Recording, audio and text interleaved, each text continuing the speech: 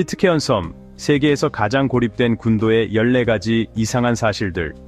광활한 태평양의 한가운데에 숨겨진 보석처럼 작은 군도가 존재한다는 사실을 믿을 수 있나요?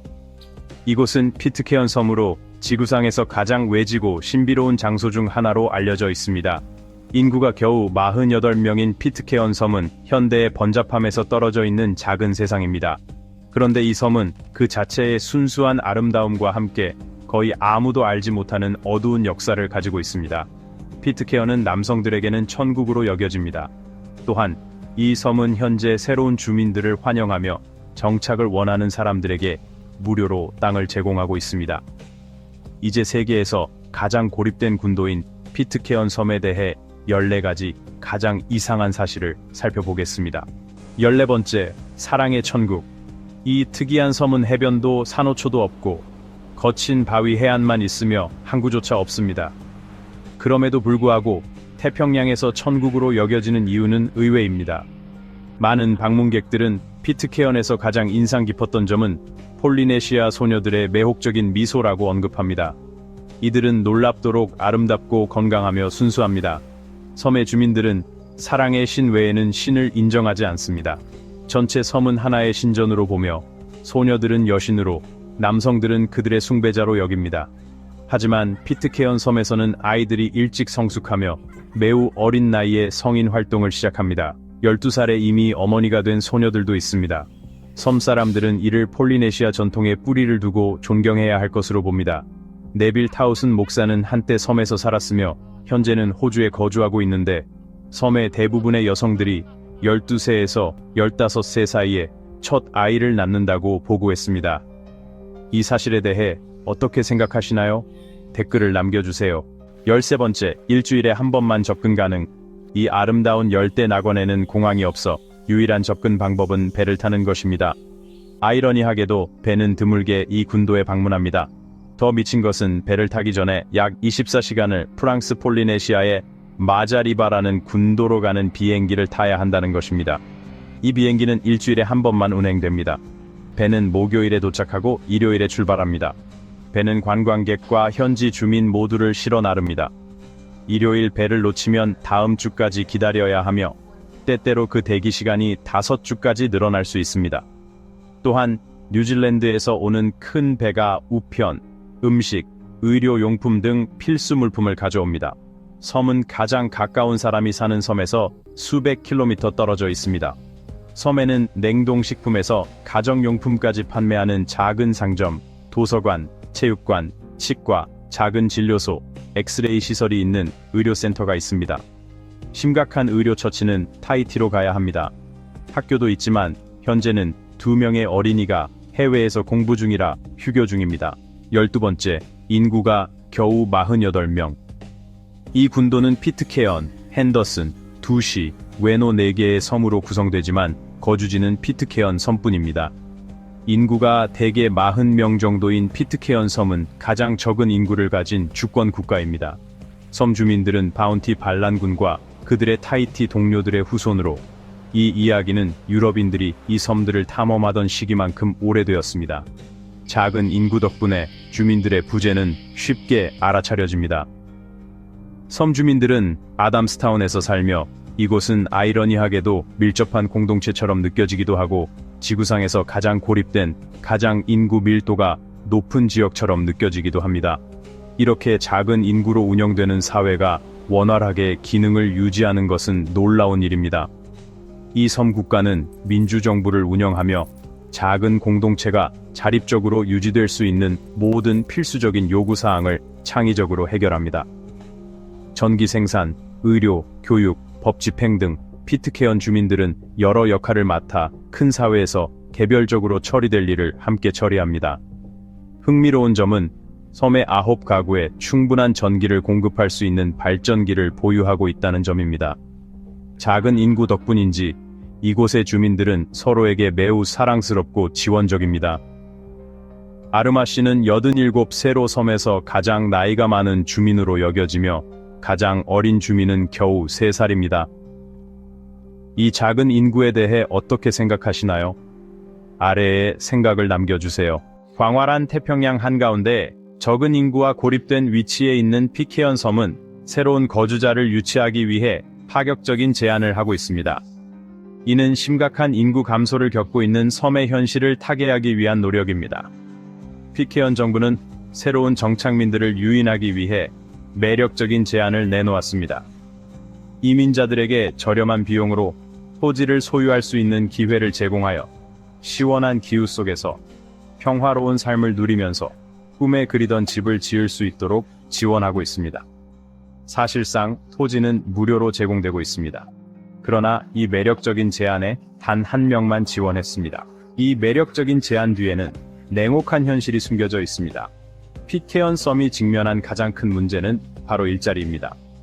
섬의 경제는 주로 수집가들에게 우표와 동전을 판매하는 것에 의존하고 있습니다. 디지털 시대의 도래로 우표와 동전에 대한 수요가 크게 줄어들면서 섬의 수입은 감소했습니다. 이로 인해 새로운 거주자를 유치하는 것이 매우 어려워졌습니다. 여러분은 여기서 살고 싶으신가요? 여러분의 생각을 공유해주세요. 피케언 섬의 48명 주민들은 9가구에 걸쳐 살고 있으며 이 열대 낙원을 처음 발견한 영국 선원들의 후손입니다. 역사적 기록에 따르면 이 주민들의 조상은 악명 높은 바운티 호이 반란 사건과 관련이 있습니다. 기록에 따르면 1787년 윌리엄 블라이 선장 지휘 아래 44명의 선원을 태운 3층 도치대 배 바운티 호가 항해를 시작했습니다. 그들의 임무는 타히티에서 서인도 제도로 빵나무를 운반하는 것이었습니다. 그러나 돌아오는 길에 일부 선원들이 반란을 일으켰습니다. 반란의 원인은 해군에 대한 극심한 불만 때문이었던 것으로 추정됩니다. 윌리엄 블라이 선장은 18명의 충성스러운 선원들과 함께 제한된 식량과 물, 나침반과 육분의 같은 도구만 가지고 표류하게 되었습니다. 블라이 선장은 이러한 도구를 사용하여 42일간의 표류 끝에 티모르에 도착했습니다. 한편 나머지 선원들은 하이티 해안에 도착했고 일부 원주민들과 함께 피케언 섬에 안전한 피난처를 마련했습니다. 그들은 작은 사회를 건설하고 추적을 피하고 탈출을 막기 위해 바운티호를 불태웠습니다. 섬에 도착한 후 인종적 차이와 성비 불균형으로 인해 서로 죽일 위험에 처했습니다. 남자들은 여자들을 두고 싸웠고 그 결과 질투와 폭력이 발생했습니다. 결국 이러한 폭력적인 충돌에서 소수만 살아남았고 이 생존자들이 현재 섬에 살고 있는 약 50명 주민들의 조상입니다. 오늘날에는 한때 섬 주민들의 삶을 지배했던 엄격한 도덕적 규칙들이 상당히 완화되었습니다. 춤, 공개적인 애정 표현, 흡연, 음주와 같이 한때 큰 금기시되었던 활동들이 이제는 덜 규제되고 있습니다. 가장 눈에 띄는 변화 중 하나는 주류 규제 완화입니다. 이전에는 주민과 방문객 모두 술을 사고 수입하고 마시려면 특별 허가가 필요했습니다. 이 허가는 6개월 동안 유효했습니다. 하지만 이 규정은 폐지되었습니다. 이제 섬에는 사람들이 술을 즐길 수 있는 카페와 바가 있고 정부 상점에서는 술과 담배를 모두 판매합니다. 이러한 변화는 섬 주민들에게 새로운 활력을 불어넣었습니다. 사람들은 이제 여가 시간을 즐기고 사교 활동을 할 수 있는 기회가 더 많아졌습니다. 사회적 규제의 변화는 피케언 섬이 점차 외부 세계와 통합되고 있음을 나타냅니다. 오늘날 피케언 섬은 평화로운 삶을 추구하는 사람들에게 진정한 낙원입니다. 스코틀랜드 탐험가 토니 프로브스트에 따르면 이 군도는 세계에서 가장 아름다운 휴양지 중 하나로 여겨집니다. 토니 프로브스트가 피케언을 평온한 삶을 원하는 사람들의 낙원이라고 부르는 이유 중 하나는 바위투성이의 지형과 적은 수의 주민들의 친절함입니다. 이 바위 지형 때문에 피케언 섬에서의 생활은 그리 편리하지 않습니다. 섬의 수입은 전적으로 관광에 의존합니다. 그러나 태평양에 남은 마지막 영국 영토로서 이 섬은 거의 고립되어 있으며 관광객들은 뉴질랜드에서 배를 타고 와야 하는데 최대 10일이 걸릴 수 있습니다. 또는 가장 가까운 타히티와 감비어 제도를 먼저 방문한 후 수백 킬로미터를 더 이동하여 피케언에 도착할 수 있습니다. 거의 고립된 생활을 하고 있음에도 불구하고 섬 주민들은 많은 사람들이 생각하는 것처럼 원시적으로 살지 않습니다. 본토보다 가격이 비싸긴 하지만 피케언 섬에는 전기, 식수, 인터넷 시설이 갖춰져 있습니다. 우표와 동전에 의존한 경제, 다른 많은 섬 국가들과 달리 피트케어는 주요 수입원으로 어업이나 대규모 관광업에 의존하지 않습니다. 대신 수십 년 동안 피트케언 섬의 경제는 우표와 동전 수집이라는 예상치 못한 산업에 의해 유지되어 왔습니다. 피트케언 섬에서 발행한 우표와 동전은 전 세계 수집가들 사이에서 큰 인기를 끌고 있습니다. 그 희귀성, 독특한 디자인, 그리고 그와 관련된 역사적 이야기가 특히 매력적입니다. 수집가들은 이 섬의 아이템을 소유하기 위해 큰 돈을 지불할 의향이 있습니다. 우표와 동전을 판매하는 수익은 피트케언의 예산에 크게 기여해 왔습니다. 소수의 관광객들과 함께 이러한 제품들은 커뮤니티를 유지하는 데 도움이 됩니다. 그러나 한 가지 수입원에 지나치게 의존하는 것은 위험을 동반합니다. 세상이 점점 디지털 경제로 나아가면서 물리적인 통화와 우표에 대한 수요가 크게 감소했습니다. 이는 피트케언의 우표와 동전에 의존하는 경제에 큰 도전 과제가 됩니다. 적절한 변화가 없다면 섬의 주요 수입원은 심각하게 감소할 수 있습니다. 앞으로의 어려움을 인식한 피트케언 커뮤니티는 지속 가능한 새로운 수입원을 적극적으로 모색하고 있으며 생태 관광을 통한 활동을 그 가능성 있는 방향으로 보고 있습니다. 자연 탐험과 독특한 문화는 유망한 방향으로 간주되고 있습니다. 또한 섬은 수출을 위한 독특한 수공예 제품 개발을 위해 노력하고 있습니다. 보물과 해적의 전설. 피트케언 섬은 해적과 묻힌 보물에 대한 스릴 넘치는 전설로 유명합니다. 이 이야기는 섬의 문화유산의 중요한 부분이 되었으며 수많은 탐험가들과 역사 애호가들의 호기심을 사로잡았습니다. 이 보물 전설의 기원은 섬의 최초 정착민인 바운티오의 반란자들로부터 비롯되었습니다. 그들은 영국 해군에 대한 반항과 외딴 군도에서 새로운 삶을 찾으려는 노력으로 해적처럼 전설적인 인물로 변했습니다. 수십 년 동안 피트케언 섬 어딘가에 묻힌 엄청난 보물에 대한 이야기가 퍼졌습니다.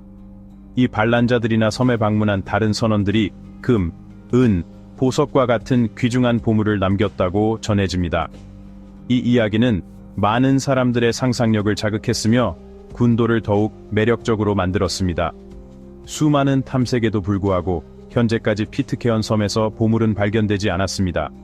하지만 보물에 대한 전설은 여전히 섬 주민들과 방문객들의 마음속에 살아있으며 섬의 민속의 중요한 부분을 차지하고 있습니다. 이로 인해 섬은 신비롭고 매혹적인 분위기를 자아냅니다. 핸더슨 섬의 원시 생태계. 이 군도에서 핸더슨 섬은 태평양의 광활한 바다에 위치하며 지구에서 가장 고립된 장소 중 하나로 인간에 의해 거의 탐험되지 않았습니다. 유네스코 세계유산으로 인정된 이 섬은 원시적이고 독특한 고산 산호섬 생태계의 대표적인 예입니다. 수백만 년 동안 외부 세계와 격리된 핸더슨 섬은 독특하고 풍부한 생태계를 발전시켰으며 이는 지구상에서 가장 가치 있는 생물학적 보물 중 하나로 여겨집니다. 핸더슨 섬의 생태계는 생물들이 극한 환경에 어떻게 적응하는지 생생하게 보여줍니다. 이 섬은 다른 곳에서는 볼 수 없는 많은 고유한 식물과 동물 종들의 서식지입니다. 특히 10종의 식물과 4종의 조류가 이 섬에만 존재하며 이는 독특하고 귀중한 생태계를 만듭니다. 핸더슨 섬의 고립은 그 원시적인 생태계를 보존하는 데 중요한 역할을 했습니다. 험준한 지형과 신선한 물의 부족은 장기적인 인간 거주를 막았고 그 결과 생태계가 자연스럽게 발전할 수 있었습니다. 그러나 고립은 또한 새로운 도전을 가져옵니다. 매년 수백만 톤의 플라스틱 쓰레기가 섬에 떠밀려 오며 이는 심각한 오염을 일으키고 해양 생물을 위협합니다. 핸더슨 섬은 소중한 자연 유산일 뿐만 아니라 거대한 자연 실험실 역할을 합니다. 과학자들은 고립된 환경에서 종들의 진화 과정, 종 간의 상호작용, 그리고 기후변화가 생태계에 미치는 영향을 연구하기 위해 수많은 연구를 진행해 왔습니다. 피트케언 섬의 고립은 매우 극단적이어서 배를 타고 가야만 도달할 수 있고 보급선은 1년에 몇 번만 옵니다. 가장 가까운 대륙에서 수천 킬로미터 떨어져 있는 이 군도는 지구에서 가장 외딴 사람이 사는 곳 중 하나입니다. 이 지리적 고립은 자연적인 장벽을 만들어 피트케언 주민들을 현대 생활의 번잡함에서 분리시켰습니다. 특유의 지리적 조건 덕분에 피트케언 주민들은 자급자족하는 생활 방식을 발전시켰습니다. 그들은 자신들의 농작물을 재배하고 가축을 기르며 어업을 통해 음식 공급을 보장합니다. 신선한 물은 주로 빗물로 모읍니다. 이 단순하고 자연 중심적인 생활 방식은 독특하고 지속 가능한 문화를 만들어냈습니다. 앞서 말했듯이 피트케언으로 가는 길은 매우 어렵습니다. 공항이 없어서 유일한 교통수단은 바다를 통한 배입니다. 섬으로 가는 배는 드물고 고정된 일정이 없어서 여행이 매우 제한적입니다. 이것은 일상생활에만 영향을 미치는 것이 아니라 무역과 관광에도 도전 과제가 됩니다. 고립은 피트케언에서의 삶에 많은 어려움을 가져옵니다. 의료 서비스, 교육, 그리고 현대적인 편의 시설에 대한 접근이 제한적입니다. 의료 응급 상황은 바다를 통해 대피해야 하며 이는 시간도 오래 걸리고 비용이 많이 듭니다. 하지만 고립은 독특한 기회도 가져옵니다. 청정한 자연 환경, 독특한 전통 문화, 그리고 끈끈한 공동체는 다른 곳에서는 찾기 힘든 귀중한 자산입니다. 접근이 어려움에도 불구하고 피트케언은 여전히 탐험가들과 모험을 즐기는 사람들의 관심을 끌고 있습니다. 바운티오 반란 이야기와 최초 정착민들의 삶은 역사적 매력을 만들어냈습니다. 오늘날 방문객들은 피트케언에서 간단한 삶을 경험하고 자연에 푹 빠지며 독특한 문화를 탐험할 수 있습니다. 피트케언 섬은 자연의 청정한 아름다움뿐만 아니라 독특한 언어 유산으로도 유명합니다. 피트케언 노프케이는 바로 그 언어입니다. 이 언어는 영국의 바운티오 반란자들과 타히티 여성들 간의 문화적 융합의 결과로 독특하고 특색 있는 언어적 정체성을 형성했습니다. 피트케언 노프케이는 18세기 영어와 타히티어가 결합되어 탄생했습니다. 세대를 거치면서 이 언어는 섬 생활에 맞게 발전하고 적응하여 고유한 음성학, 문법, 어휘를 갖추게 되었습니다. 두 가지 다른 언어에서 유래했음에도 불구하고 피트케언 노프케이는 전 세계 어느 언어와도 같지 않습니다. 이 언어는 단순히 의사소통의 수단을 넘어 귀중한 문화적 유산을 담고 있습니다. 그것은 피트케언 커뮤니티의 역사와 발전을 반영하며 주민들의 이야기, 전설, 전통적 가치를 보존합니다. 하지만 피트케언 노프케이는 사라질 위험에 처해 있습니다. 외부 세계와의 접촉 증가, 특히 영어의 영향으로 이 언어는 일상생활에서 사용이 줄어들었고, 특히 젊은 세대 사이에서 점차 사용되지 않고 있습니다.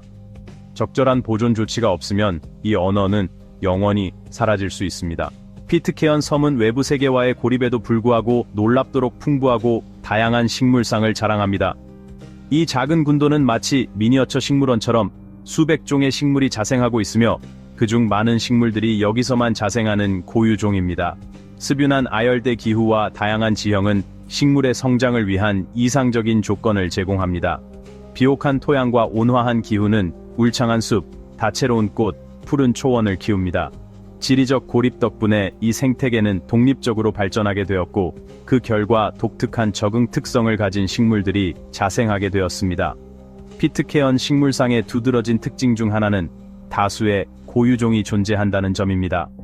이 식물들은 오직 섬에서만 자생하며 다른 곳에서는 찾을 수 없습니다. 이들은 섬의 특수한 환경에 적응하고 진화한 결과입니다. 이 고유종들을 보호하는 것은 전 세계적인 생물 다양성을 유지하는 데 중요한 역할을 하며 피트케언의 자연유산을 보존하는 데 기여합니다. 산딸기와 같은 일부 과일 식물은 멸종 위기에 처해 있습니다. 피트케언 섬은 길로치디온 피트카이넨세라는 식물종이 자생하는 두 곳 중 하나로, 다른 곳은 만가레바입니다. 또한 이 섬에서는 갈라파고스 거북이인 툴판을 찾아볼 수 있습니다. 보호법에 따르면 거북이를 죽이거나 해를 끼치는 것은 범죄입니다. 섬은 또한 호주 제비와 성 펠릭스 제비 같은 다양한 새들, 그리고 피트케언 앵무새, 현지에서는 스페로우라고 불리는 자생하는 곳입니다. 한때 흔했던 피트케언 앵무새는 2008년부터 멸종 위기종으로 지정되었습니다. 식물은 섬의 생태 균형을 유지하는 데 중요한 역할을 합니다. 숲은 기후를 조절하고 토양 침식을 방지하며 동물들에게 먹이와 쉼터를 제공합니다. 다양한 식물종들은 복잡한 관계 속에서 공존하며 지속 가능한 생태 네트워크를 형성합니다.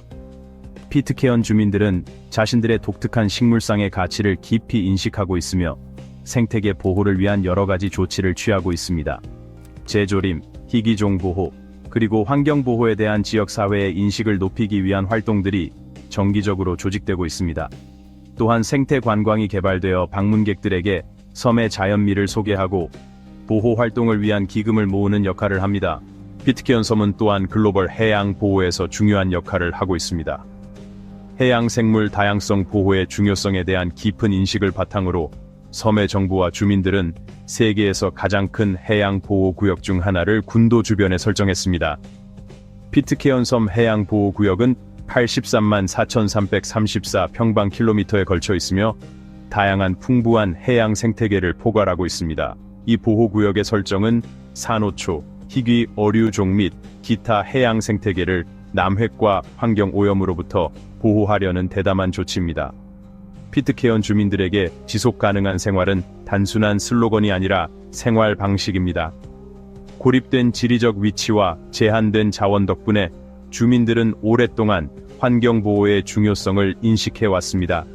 그들은 재생 가능한 에너지원인 태양광, 빗물 수집, 유기농 농업 등을 통해 지속 가능한 공동체를 구축하려고 노력하고 있습니다. 어업은 피트케언 주민들에게 중요한 경제 활동입니다. 그러나 어업 자원의 장기적인 보존을 위해 공동체는 엄격한 어업 관리 조치를 시행하고 희귀종의 어획을 제한하며 해산물 번식지를 보호하고 있습니다. 피트케언의 환경 보호에 대한 헌신은 해양 생태계에 긍정적인 영향을 미칠 뿐만 아니라 환경을 생각하는 관광객들과 자연 애호가들, 그리고 손대지 않은 원시 지역을 탐험하고자 하는 이들을 끌어들입니다. 피트케언은 점차 생태 관광과 환경 보호가 결합된 지속 가능한 개발 방향을 채택하고 있습니다.